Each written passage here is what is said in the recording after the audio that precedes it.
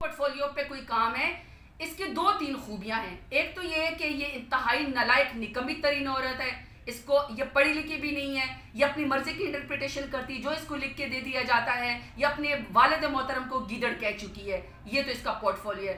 دوسرا یہ کہ اس کی یہ کوالٹی ہے کہ یہ نازیبا ویڈیو بناتی ہے. اس کے پاس پورا ایک ہاؤس ہے جس کی یہ خود پریس کانفرنس کر کے مانتی ہے کہ جی میرے پاس لوگوں کی نازیبا ویڈیو اور میں لوگوں کو بلیک میل کرتی ہوں.